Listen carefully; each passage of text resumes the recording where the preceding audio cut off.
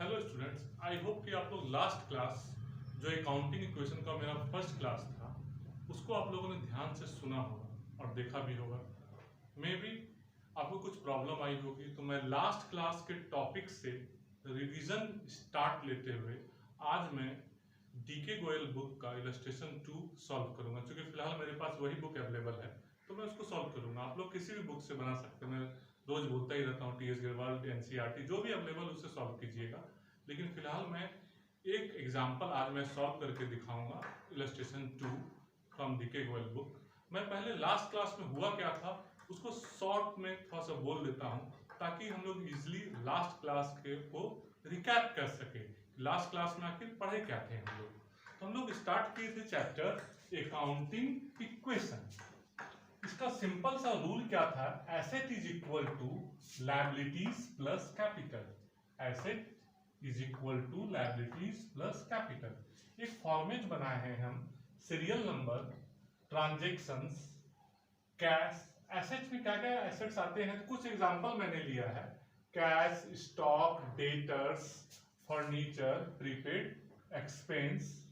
और liability side में creditors, outstanding expense and capital item. Debtors और क्रेडिटर्स के बारे में हम लोगों ने लास्ट डे डिस्कस भी किया था, उसको मैं फिर से रिपीट कर देता हूं। डेटर्स कब होता था बिजनेस के लिए, से मिस्टर अमित का बिजनेस है, अगर वो गुड्स सोल्ड करते हैं on credit to mister Sumit. अगर वो गुड्स सोल्ड करते हैं on credit to mister Sumit, तो सुमित जो पर्सन है से 10,000 का गुड्स सोल्ड करते हैं, तो 10,000 के लिए सुमित क्या हो जाएंगे, डेटर्स। किसके लिए, mister Amit, owners, proprietor of this business. तो अमित ने 10,000 का स्टॉक या सामान बेचा, किसको बेचा, सुमित को। कैसे, तो क्रेडिट पे, उधार। तो ऐसे कंडीशंस में डेटर कौन हो गया, तो डेटर हो गया मिस्टर सुमित। तो डेटर क्या है, एसेट। जस्ट ऑपोजिट कंडीशंस से mister Amit, proprietor of this business, जिसका हम लोग मैथ बना रहे हैं। अमित अगर गुड्स परचेज करता है मिस्टर राजन से, अमित अगर गुड्स परचेज करता है मिस्टर राजन से ऑन क्रेडिट। कैसे परचेज किया, ऑन क्रेडिट। तो ऐसे कंडीशंस में राजन जो हो जाएगा अमित के लिए क्या हो जाएगा, लायबिलिटीज। क्यों, क्योंकि अमित को फ्यूचर में पे करना होगा। जैसे अमित ने 20,000 का स्टॉक खरीदा, किससे खरीदा, तो राजन से, ऑन क्रेडिट पे परचेज किया। तो अब क्या होगा, ऑन द ड्यू डेट कौन किसको पे करेगा, तो अमित पे करेगा मिस्टर राजन को। तो राजन क्या हो गया इसके लिए, क्रेडिटर्स, और क्रेडिटर्स क्या हो गया, तो लायबिलिटीज। तो शॉर्ट में हम लोग याद कैसे रखते हैं, तो शॉर्ट में याद रखने का तरीका यही है, गुड्स सोल्ड ऑन क्रेडिट है तो क्वेश्चन में डेटर आएगा ही आएगा, और अगर गुड्स परचेज्ड ऑन क्रेडिट है तो दैट मीन्स क्वेश्चन में क्रेडिट आएगा, तो आएगा ही आएगा। अब हम लोग डीके गोयल बुक का एग्जाम्पल 2 को स्टेप बाय स्टेप सॉल्व करके देखेंगे कि आखिर ये सॉल्व होता कैसे है। हाँ तो स्टूडेंट्स, अब हम लोग डीके गोयल एग्जाम्पल 2 का हम लोग सॉल्व करेंगे, accounting equation chapter illustration 2। Question उसके ठीक पहले वाले पेज में दिया हुआ है, उसी क्वेश्चन को ट्रांजेक्शन्स में भी कॉपी पेस्ट किया हुआ है। तो मैं डायरेक्ट इसी को क्वेश्चन एज्यूम करता हूँ एज ए क्वेश्चन और स्टार्ट लेता हूँ। फॉर एग्जांपल क्वेश्चन में पहला लाइन लिखा हुआ है हम लोगों के इस पेज में कि क्या, तो लिखा हुआ है Mukesh started business with cash 80,000। तो यहाँ ट्रांजेक्शन्स में हम लोगों ने लिख लिया क्या, तो Mukesh started business with cash ₹80,000। Heading फिर से वंस अगेन रिपीट कर रहे हैं, एसेट इधर हो गया क्या, लायबिलिटीज प्लस कैपिटल। हेडिंग बनता कैसे है तो इसको भी हम लोग करते हैं। तो Mukesh started business with cash, तो एक हेडिंग आ गया कैश और एक हेडिंग आ गया कैपिटल। तो क्वेश्चन को पढ़ के हम लोग हेडिंग को बढ़ाते जाते हैं कि क्वेश्चन में के हिसाब से कितनी हेडिंग आ सकती है। से परचेज गुड्स फॉर कैश, तो एक हेडिंग आ गया स्टॉक, और कैश तो ऑलरेडी एग्जिस्ट कर ही रहा है। तो पहला हम लोग पढ़ते हैं Mukesh started business with cash ₹80,000। तो कैश में हम लोग लिख दिए 80,000, स्टॉक फर्नीचर डेटर में कुछ नहीं, और कैपिटल में भी 80,000। एक लाइन नीचे लिख दिए इक्वेशन और उसको फिर से रिपीट कर दिए 80,000 प्लस फिर से सॉल्व करते हुए 80,000, मतलब रिपीट किया हुआ लाइन है। अब सेकेंड ट्रांजेक्शन से हम लोग सॉल्व करेंगे। सेकेंड ट्रांजेक्शन क्या मिला क्वेश्चन में हम लोगों को, तो सेकेंड ट्रांजेक्शन हम लोगों को क्वेश्चन में यहाँ मिल रहा है परचेज गुड्स फॉर कैश। तो purchase goods for cash 28,000, goods खरीदे हैं 28,000 का कैश देके। तो ऐसे कंडीशंस में कैश डिक्रीज होगा और स्टॉक इंक्रीज होगा। तो कैश से देखिए माइनस कर दिया गया 28,000 और स्टॉक में प्लस कर दिया गया 28,000। रेस्ट पे नो इफेक्ट, फर्नीचर पे नो इफेक्ट, डेटर्स पे नो इफेक्ट और कैपिटल क्रेडिटर्स पे नो इफेक्ट। अब न्यू इक्वेशंस यहीं पे चेक करना है हम लोगों को, न्यू इक्वेशंस वाले जगह पे चेक करना है। तो सॉल्व करके 52,000 और स्टॉक हो गया 28,000 और कैपिटल साइड कितना है 80,000। दैट मीन्स यहाँ तक सही है। कैसे सही है, तो 52,000 प्लस 28,000, एसेट है मेरा 80,000 और लायबिलिटीज प्लस कैपिटल भी है मेरा 80,000। Now coming to the third question, entry number 3, purchase goods on credit. उधार सामान खरीदे हैं, उधार सामान खरीदे हैं कितने का 20,000 का, goods purchase on credit. Credit वाले सिचुएशन में मैंने अभी जस्ट बताया था कि जहां गुड्स परचेज होगा तो एक नया हेडिंग क्या हो जाएगा परचेज करने के समय, क्रेडिटर। तो देखिए एक हेडिंग आ गया क्रेडिटर। अब सॉल्व करते हैं। तो परचेज गुड्स ऑन क्रेडिट होने के कारण कैश पे नो इफेक्ट, स्टॉक में प्लस हो गया या कहे तो इंक्रीज हो गया 20,000। क्यों, क्योंकि ये भी खरीदा ही गया है, स्टॉक तो मेरा बढ़ ही रहा है। फर्नीचर पे नो इफेक्ट और क्रेडिटर्स बढ़ गया मेरा, कितना हो गया 20,000। क्यों, क्योंकि in future I am going to pay और this businessman is going to pay. और कैपिटल मेरा रह गया 80,000 का 80,000। अब फिर न्यू इक्वेशन लिख के सॉल्व करेंगे हम लोग। तो न्यू इक्वेशन लिखे 52,000 प्लस 0 52,000, 28,000 पहले का स्टॉक था और 20,000 अभी का स्टॉक है, दोनों को जोड़ दिए ऐड कर दिए 48,000। फर्नीचर 0, डेटर्स 0 और इधर क्रेडिटर्स में 20 और 80। अब चेक करते हैं तो 52,000 एंड 48,000 तो कितना हो गया 1 लाख। एसेट है मेरा 1 लाख और लायबिलिटीज प्लस कैपिटल भी है 1 लाख। तो दोनों साइड हम लोगों का इक्वल है, तो यहाँ तक सही है। न्यू इक्वेशन का थर्ड नंबर तक 1 लाख एंड 1 लाख है, that means asset is equal to liabilities plus capital. ठीक है।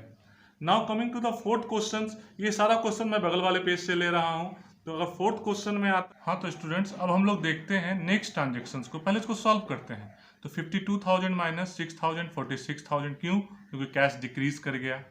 और इधर हम लोग क्या हुआ है, तो इधर हम लोगों का हुआ है फर्नीचर में इंक्रीज कर गया 6,000।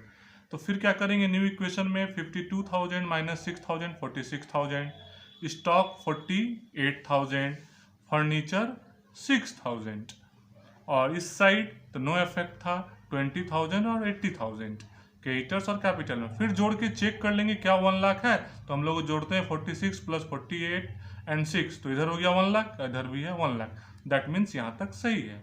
नेक्स्ट ट्रांजेक्शन्स क्वेश्चन से लेते हुए, बगल वाले क्वेश्चन से लेते हुए कि क्वेश्चन में क्या है, पेड रेंट, किराया दिए 2,000।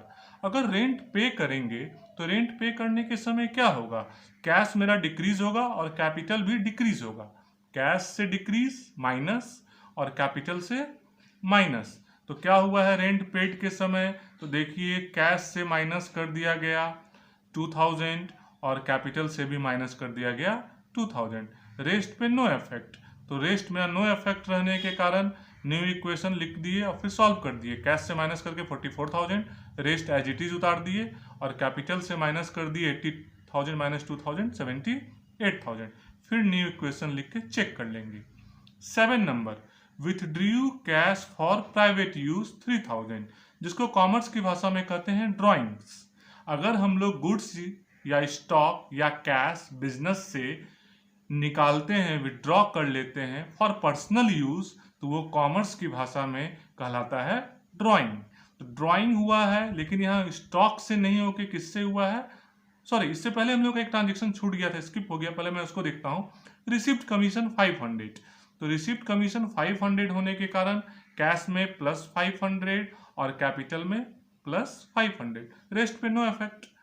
अब आते हैं न्यू इक्वेशन, तो उसको सॉल्व कर दिए प्लस करके और कैपिटल में भी प्लस करके।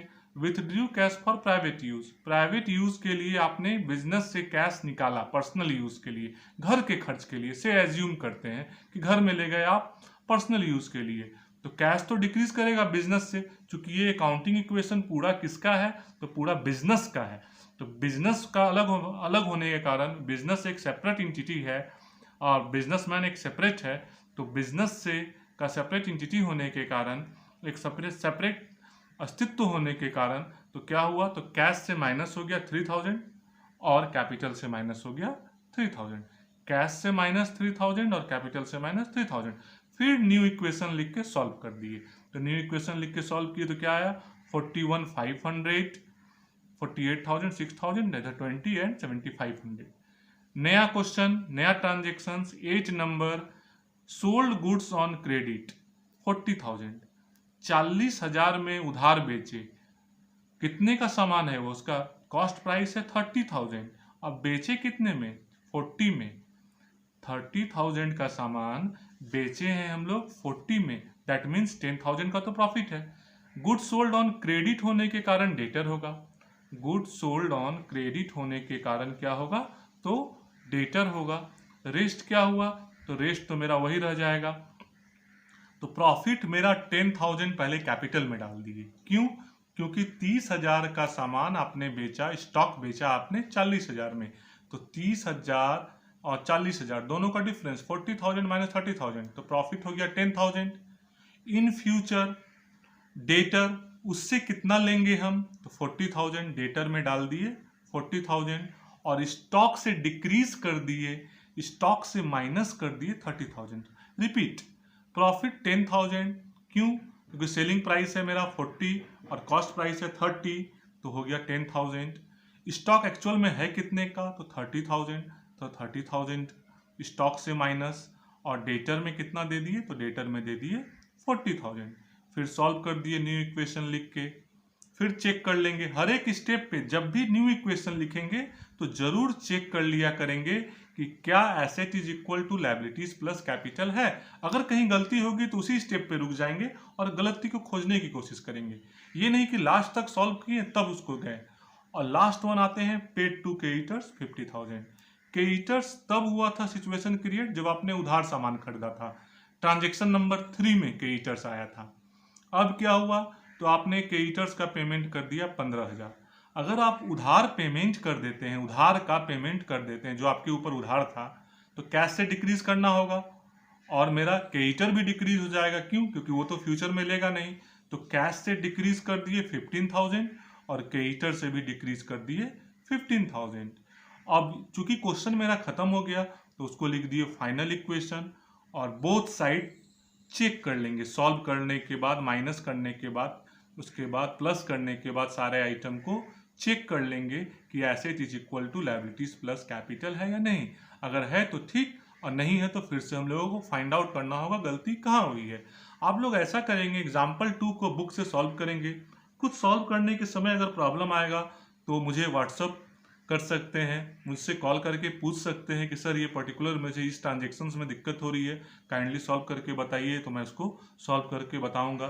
तो आप लोग कोशिश कीजिएगा कि इलस्ट्रेशन 2 प्रीवियस 2 क्लासेस के बेसिस पे, लास्ट डे और आज वाले क्लासेस के बेसिस पे इलस्ट्रेशन 2 को आप लोग सॉल्व करेंगे। Thank you students.